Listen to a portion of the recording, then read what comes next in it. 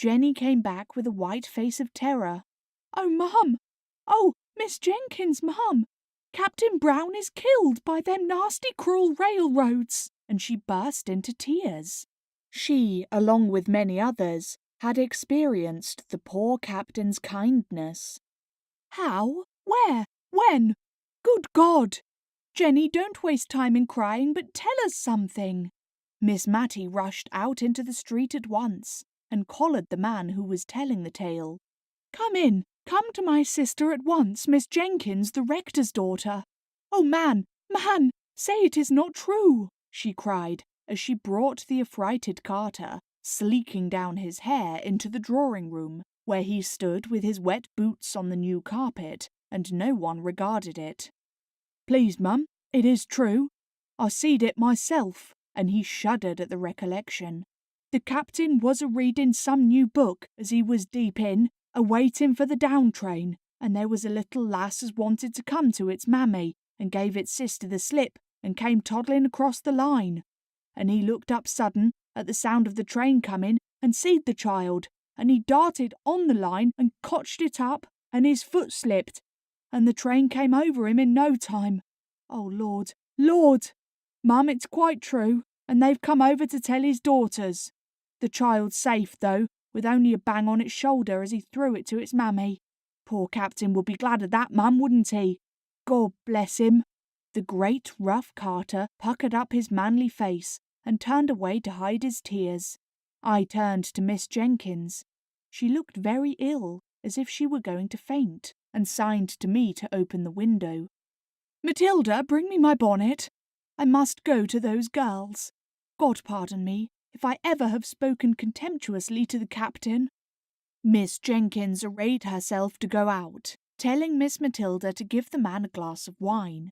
While she was away, Miss Matty and I huddled over the fire, talking in a low and awestruck voice. I know we cried quietly all the time. Miss Jenkins came home in a silent mood, and we durst not ask her many questions. She told us that Miss Jessie had fainted, and that she and Miss Pole had had some difficulty in bringing her round, but that, as soon as she recovered, she begged one of them to go and sit with her sister. "Mr. Hoggins says she cannot live many days, and she shall be spared this shock," said Miss Jessie, shivering with feelings to which she dared not give way. "But how can you manage, my dear?" asked Miss Jenkins. "You cannot bear up. She must see your tears." "God will help me. I will not give way. She was asleep when the news came. She may be asleep yet. She would be so utterly miserable, not merely at my father's death, but to think of what would become of me.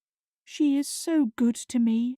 She looked up earnestly in their faces with her soft, true eyes, and Miss Pole told Miss Jenkins afterwards she could hardly bear it, knowing, as she did, how Miss Brown treated her sister.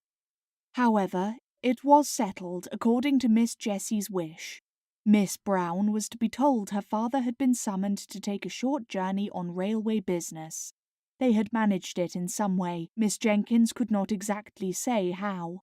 Miss Pole was to stop with Miss Jessie. Mrs. Jameson had sent to inquire. And this was all we heard that night, and a sorrowful night it was. The next day a full account of the fatal accident was in the country paper, which Miss Jenkins took in. Her eyes were very weak, she said, and she asked me to read it.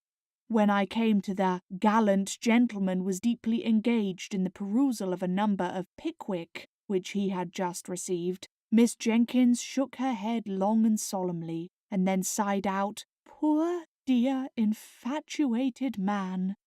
The corpse was to be taken from the station to the parish church, there to be interred.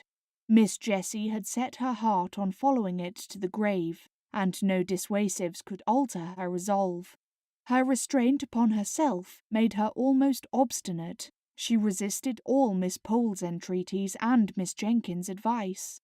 At last Miss Jenkins gave up the point, and after a silence, which I feared portended some deep displeasure against Miss Jessie, Miss Jenkins said she should accompany the latter to the funeral. "It is not fit for you to go alone,"